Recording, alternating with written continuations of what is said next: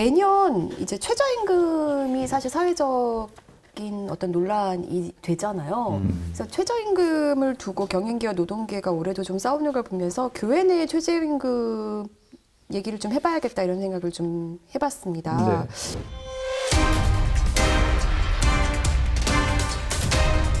교회 내 봉사자들도 노동자로 봐야 한다는 법원의 판결이 최근에 좀 나왔어요. 난민중앙교회 교인들이 교회를 상대로 낸 임금 조정에서 법원이 이제 교인들의 손을 들어준 건데요. 네. 이제 교회 내에 뭐 여러 뭐 이렇게 일하시는 분들이 있잖아요. 뭐 반주자도 있고 교회에서 이런저런 걸로 일하시는 분들이 치위자도 있는데, 있고 뭐 그쵸. 그리고 거기 그 교회는 와 대단해요. 저 깜짝 놀랐어요. 헤어 메이크업 팀장 막 이런 거. 그 목사가 네. 이재록 딸 아니야. 네. 이수진. 네. 예전에 극동방송 복음성가 경연대회 나왔던. 아 진짜요? 예. 나왔어. 오. 빛의 소리 중창단인가? 그럼 네. 나와가지고 대상 먹었어. 오. 저 노래가 대상감은 아닌데 했는데 예, 또 극동방송 내에 또 만민교회하고 친한 분이 또 있거든. 어? 그분의 어떤 그런 적적인 로비력 때문 아닌가 하는 생각을 좀 해보는데 예. 아마 이 방송을 혹시 그 양반이 본다면 뜨끔할 겁니다. 맞아. 당신이야. 당신이 아무래도 밀어준 것 같은 느낌이야. 어떻게 그 노래가 대상을 먹을 수가 있나. 에이 참나. 예? 예. 하여간 그 목사가 또 이 찬양의 달란트가 있는지 뭐 마이크 잡고 노래 부르고 뭐 그 백댄서들 있고 그러니까 분장이 안 필요할 수가 없어요. 내가 봤을 때는. 또 요즘엔 설교도 앞뒤다 보니까 설교하는데 그 이수진 씨가 재밌는 게 한동안은 또 강단에서 축출됐어. 그 이유를 아세요? 연애 네. 연애를 했다고.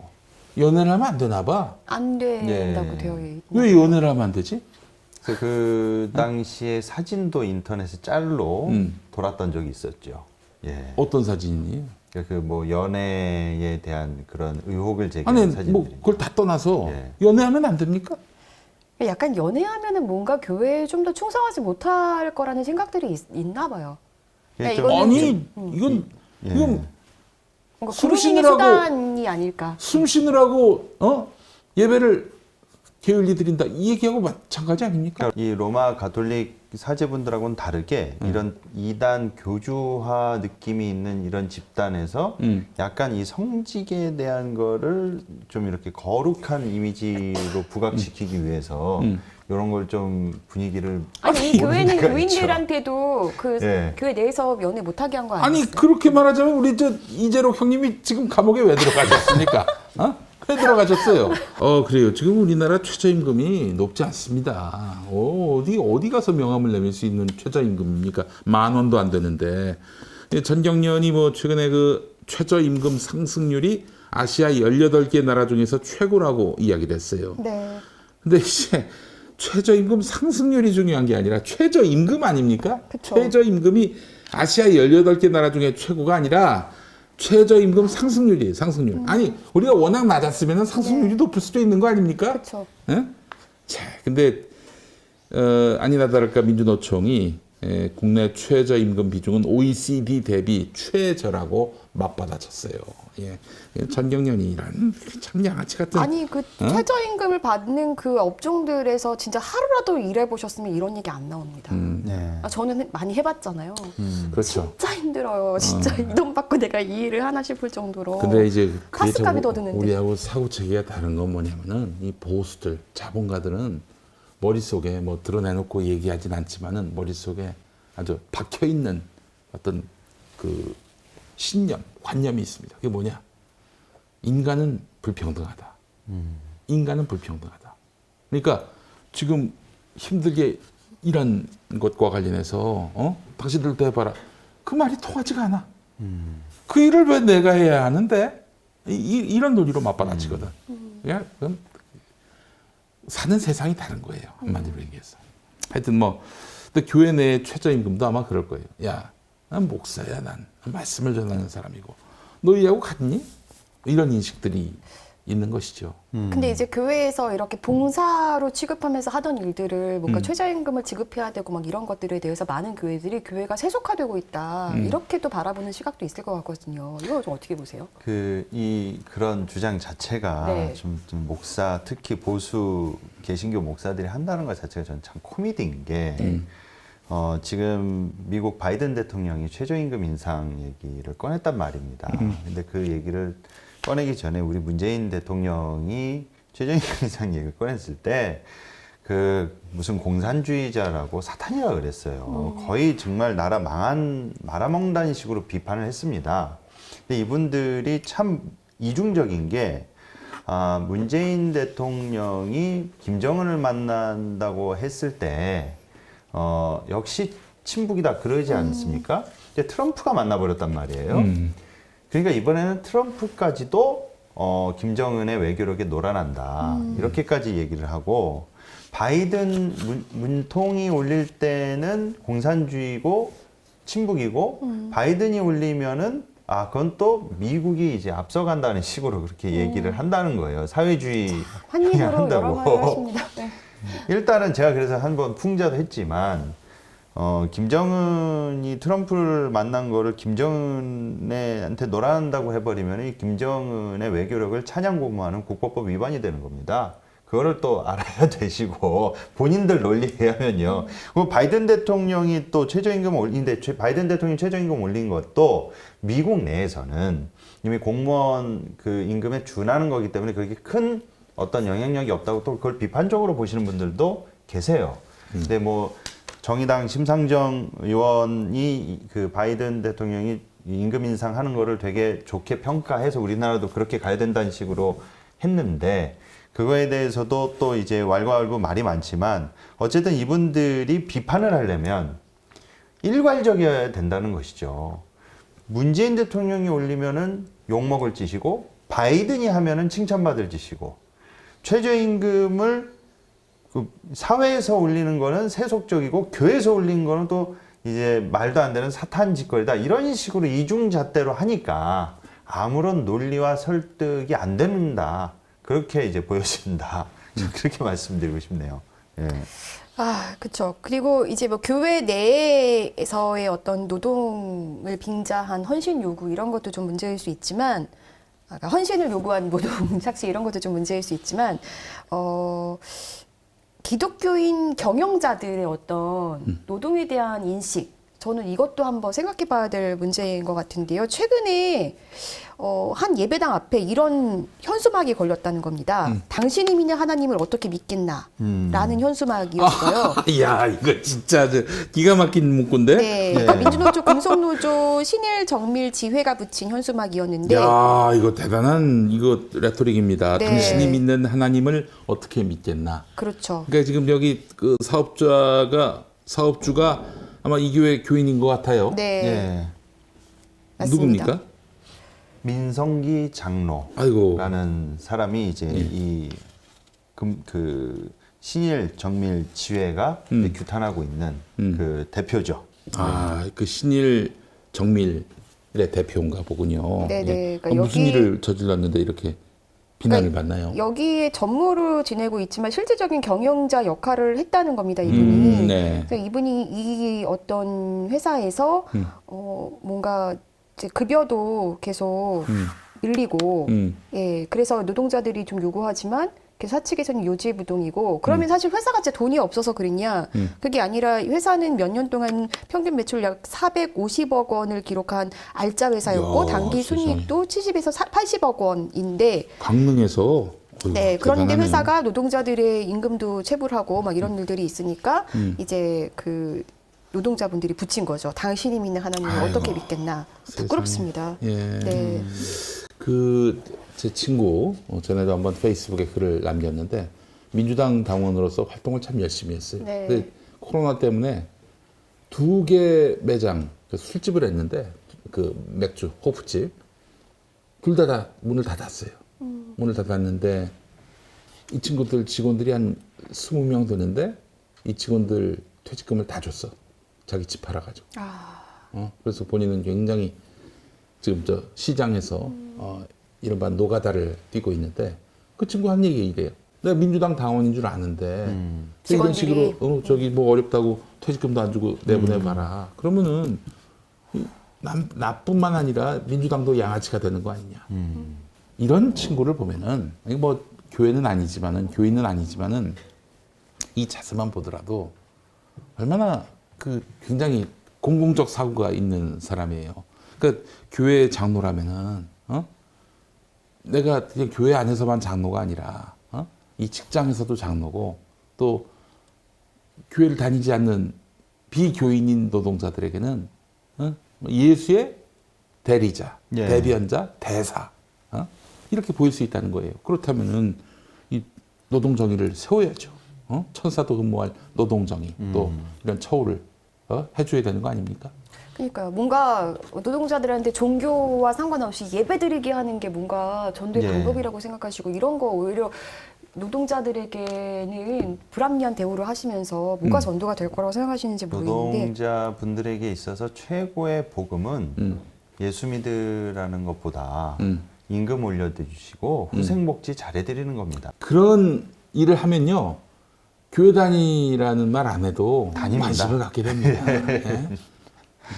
예. 그러니까요. 근데 이제 기독교 기업 중에서 이제 그런 이중성을 보인 대표적인 기업으로 사실 우리가 이랜드를 떠올리지 않을 수가 없잖아요. 이랜드는 아예 그렇게 말했어요. 성경에는 노조가 없다.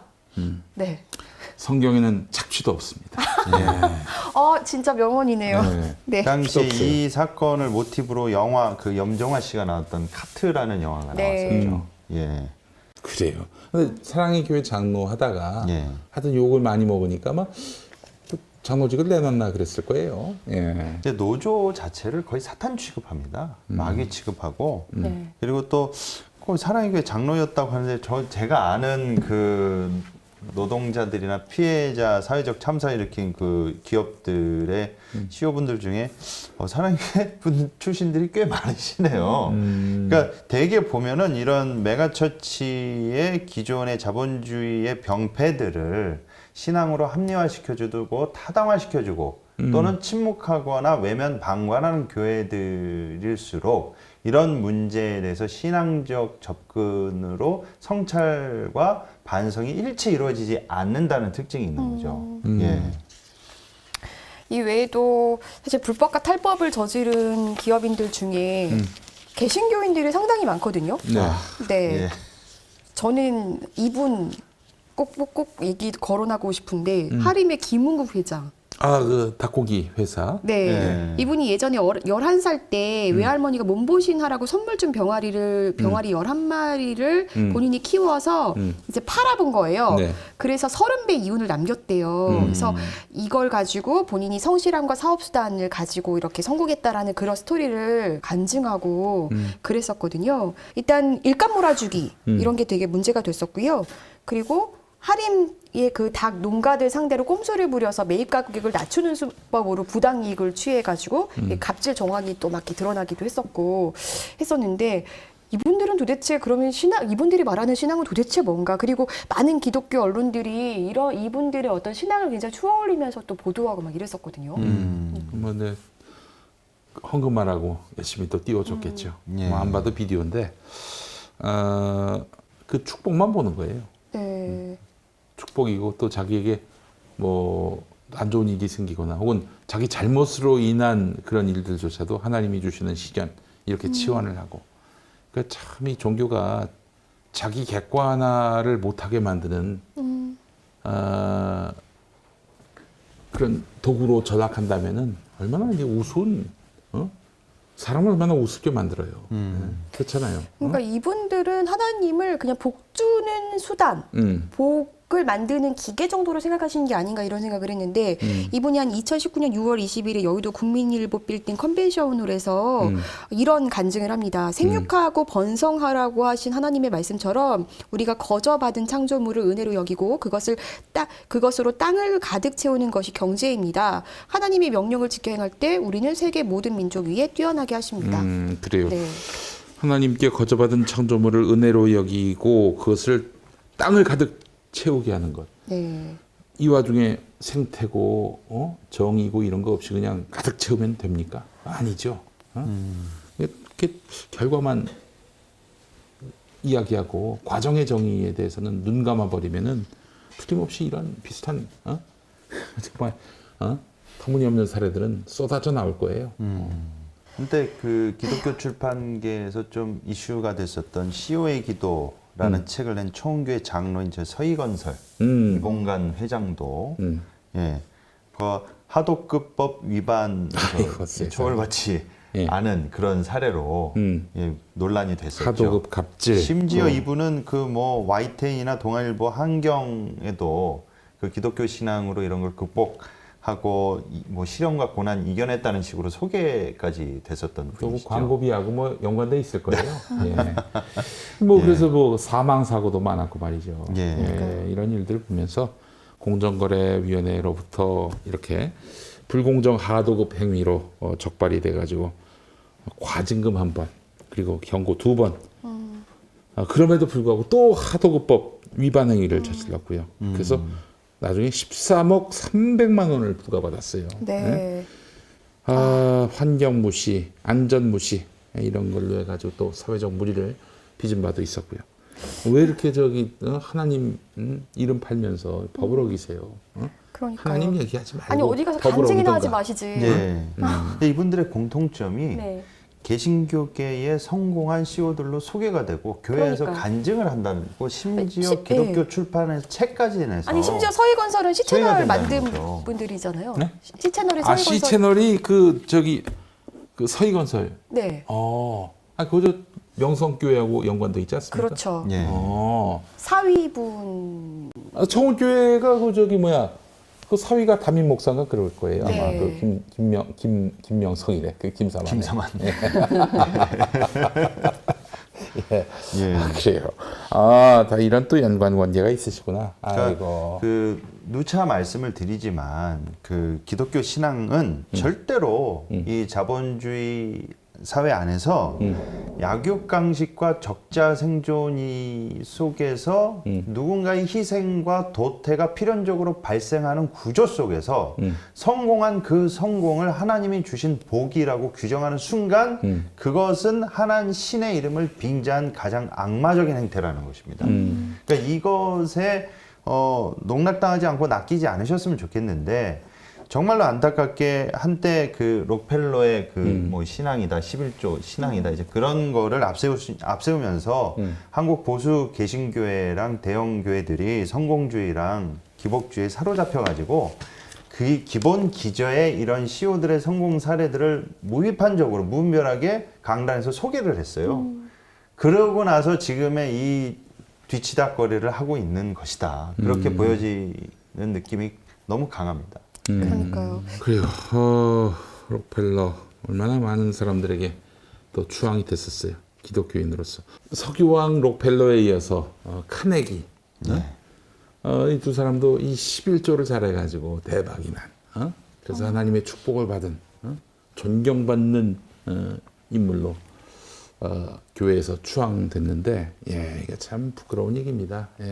이 사람들이 노동자를 얼마나 탄압했고 또 심지어 학살까지 했는지 그 역사를 들여다본 사람들은 이런 얘기 함부로 못해요. 물론 이제 그런 얘기도 있습니다. 과거에 자신의 악행에 대해서 회개하는 차원에서 나중에 뭐 회심한 다음에 뭐 사회공헌 사업을 많이 했었다 그런 얘기도 나오고 있는데 글쎄요.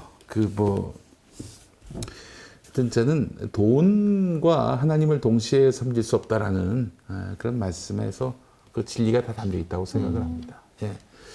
그 한경직 목사 발언 중에서 이제 곧 공개될 건데 그렇게 공산주의를 싫어했어요. 싫어하다 보니까 물리적으로도 전쟁을 벌였던 거 아닙니까? 그게 바로 4.3. 자기 교회 그 청년들이 동원된 그런 사건이잖아요. 그래서 제주도의 민간인들을 괴롭히고 또 죽였던 그 서북 청년회. 이분은 왜 그럼 공산주의가 싫으냐? 유물론 때문이라는 거예요. 유물론. 모든 것이 다 물질의 가치로 치환된다는 거예요. 그래서 물질에 경도된 유물론, 이 유물론에 그 기초한 공산주의는 사탄의 그런 속삭임이다. 이렇게 얘기를 했단 말이에요. 오늘의 자본주의는 그렇지 않습니까? 오늘의 자본주의와도 맞서 싸우셔야지. 예? 80년대, 90년대를 사셨으면. 그 자본주의가 노동자를 죽이고, 그 사회 계층을 양분화시키고, 그렇게 해서 잘 사는 사람, 못 사는 사람의 끊임없는 대결 구조를 만들어냈고. 아니, 그게 80년대, 90년대에만 있었던 일입니까? 자본주의가 공산주의가 뭐 때문에 생겼어요? 자본주의의 이런 병폐 때문에 생긴 거 아닙니까? 그 공산주의만 갖고 시비를 걸어. 자본주의도 시비를 걸어야지. 그 교회에서 끊임없이 이렇게 간증하고 다니는 돈 가지신 분들. 예. 그래서 저는 예전에 그런 생각도 했었어요. 개신교 방송에 있었을 때 간증 프로에 실패한 사람만 한번 불러보자. 실패한 사람만. 내가 왜 망했는지. 하나님께 말하자면 등지고 이렇게 망했다. 이것만 해도 굉장히 큰 은혜로운 간증 프로그램이 될 것이다. 어설프게 성공해가지고 난 이렇게 해서 하나님의 축복을 받았다. 이건 정말 대국민 기만극이다 이렇게 생각을 했었는데 아쉽네요. 안타깝고요. 간증하시는 분들도 문제점 중에 하나가 이런 기업가분들이나 사업가분들이 간증할 때 간혹 가다가 저 누가 봐도 로비고 꼼수거든요. 근데 그게 또 기도하는 와중에 지혜 주셨다는 갑자기 식으로 뭐 입찰됐다는 전화를 받았더니 다 남몰래 먹인 게 있으니까 그렇게 입찰이 된 거 아니겠습니까? 포장을 하는 게 마치 하나님의 은혜와 도움으로 이렇게 포장된다는 거죠. 빙자되고 그게 문제라는 겁니다. 그러니까 저도 저희 아버지가 사업하시다가 2번을 크게 말아드셨는데 첫 번째 사업 보도 났을 때 저 초등학교 때였거든요. 근데 그때는 이제 젊으셨으니까 금방 재기를 하셨어요. 근데 그 재기하는 과정에서 저희 엄마가 정말 기도를 많이 하셨어요. 근데 그때 사업이 다시 재기하고 나서 저희 엄마도 한 교회에서 간증을 하신 적이 있어요. 그래서 사실 그 간증할 때 되게 은혜로웠죠. 근데 사실 10년 후에 회사가 다시 망했잖아요. 네. 그러면 사실 어떤 오류에 빠질 수 있냐면요. 전 그때 그런 생각을 많이 했었는데 그러면 그때 어떤 다시 재기했을 땐 하나님이 우리를 굉장히 사랑하셨던 순간이고 다시 실패했을 때는 우리는 버림받은 건가? 근데 사실 그렇지 않더라고요. 그렇지 않거든요. 그래서 저는 그 간증의 모순을 그때 저희 엄마가 그 간증을 직접 하시기도 했기 때문에 되게 많이 생각해보고 묵상한 적이 있는데 하나님은 언제나 우리를 사랑하신다는 거 그걸 좀 생각을 했으면 좋겠습니다. 그렇게만 해야지 뭐 좀 자신의 어떤 좀 세속의 삶에서의 흥망성쇠가 어떻게 하나님의 어떤 나에 대한 마음의 표시로 직결될 수 있겠어요. 그거는 하나님의 뜻을 자기 관점으로 가둬버리는 그러니까요. 그런 행위 아닙니까? 그래서 그 순간과 그 찰나에 우리가 신앙인으로서 어떻게 살아야 되느냐 이거를 이제 중요하게 이야기하면서 우스갯소리로 그런 얘기가 있습니다. 부활한 나사로도 또 죽었다. 그러니까 2번 죽은 거잖아요. 그분은. 그러니까 그 부활한 것에 의미를 둬야지 또 죽을 수밖에 없고 죽었다. 그러니까 우리가 주님이 주신 어떤 그 사건에 대해서 우리가 의미를 둬야지 어떤 자꾸만 이렇게 기복이나 어떤 성공과 이런 식으로만 의미 부여를 해서 안 된다. 그런 얘기가 있습니다. 그러니까 제 삶에서 제가 하나님의 은혜를 더 많이 느꼈던 건 어떤 경우들이었냐면, 그러니까 뭐 다시 부모님이 사업에 재기해서 간증하고 막 이랬을 때가 아니라 진짜 사실 사업이 한번 망해본 사람들은 다 경험할 텐데 모든 사람이 떠나거든요. 그래. 우리 엄마 아빠를 너무너무 좋아했던 모든 사람이 다 떠나요. 그리고 엄마 아빠 때문에 사람들이 나를 예뻐했구나도 되게 처절하게 느끼는 거예요. 근데 제가 초등학교 때 모두가 우리를 떠났던 순간에 그 이웃집에 사는 한 집사님께서 지나가다가 같이 샀다면서 옥수수 한 자루를 주고 가신 적이 있어요. 근데 제가 그 옥수수에 너무 감동해서 그 집사님을 위해서 초등학생이었는데 무릎 꿇고 30분을 기도한 적이 있거든요. 아이고. 그게 저한테는 하나님이었습니다. 네. 그게 사실은 그때 어떤 그런 감동들이 저로 하여금 하나님을 계속 버리지 않고 계속 신앙을 이어가게 해준 어떤 그런 끈들이었었거든요. 할렐루야. 네. 아이고. 같이 간증 모드로 가고 있네요. 이 실패한 얘기가 실패한 얘기. 그 사람이 나락으로 떨어졌을 때 얘기가 그게 진짜 간증이야. 그래서 그게. 어떻게 보면 저에게 간증은 그런 어떤 성공했을 때 순간이 아니라 그 나락으로 떨어졌을 때 하나님의 사람들이 보여준 그 사랑 이런 것들이 간증이거든요. 그러니까 그 네. 교회에서 말입니다. 그 최태원 회장이 감옥에서 예수님 믿고 성경 그런 거 말고 우리 권지현 센터장님을 좀 모셔서 이런 간증이 진짜 간증 아니겠습니까? 그럼. 네. 네. 나도 간증 잘할 수 있을 것 같은데. 나도 이제 바닥까지 와가지고 뭐 지금 이때가 때가 아닌가 싶습니다. 연락 주시기 바라겠습니다. 네, 무료로 갑니다. 그리고 누구야 제가 나중에 또 잘 될 수가 있거든. 그 전에 부르는 게 좋을 겁니다. 네. 예. 새롭게 하소서 이런 데서 한번 불러주면 참 좋을 텐데. 근데 뭐 인간 자체가 금기라서. 예. 아유 무슨 말씀을요. 예. 저희 카이로스에서 한번 간증 코너를 한번 만들어 보죠. 좋습니다. 네, 예. 그렇게 한번 여러분 위해서 한번 해보도록 하겠습니다. 뭐 지금 나락으로 떨어지시던 그 순간이 하나님께서 함께하고 계신 순간이라고 그러니까 세상에 말씀드리고 뭐 싶고요. 친구들이고 네. 이웃들이고 좋다고 따라붙었던 사람들이 싹 사라지는 순간 이제 하나님만 볼 수 있게 되는 거 아니에요. 맞습니다. 간증의 타임입니다. 그때가. 예. 간증의 타임. 그게 진짜 하나님이 직접 나하고 만나시는 순간이기 때문에 거기서 감사함을 찾는다면 참 신앙인이 아닐까. 예, 그런 생각을 해봅니다. 네. 은혜롭게 네, 마무리해야 될 것 끝냈어요. 같네요. 모처럼. 모처럼 은혜롭게 끝냈습니다. 우리 저 강대식 목사님 어때요? 이런 은혜스러운 간증을 접하면서 우리를 좀 달리 보게 되지 않습니까? 예, 그래요. 자, 사진 한번 띄워주셔야지. 예, 그래요. 예. 네, 오늘 두 분 함께해 주셔서 감사하고요. 저희 늘 부족하지만 또 하나님의 은혜를 또 되새기면서 한 주도 잘 살아가 보고 다음 주에 또 여러분 찾아뵙겠습니다. 감사합니다. 네. 예.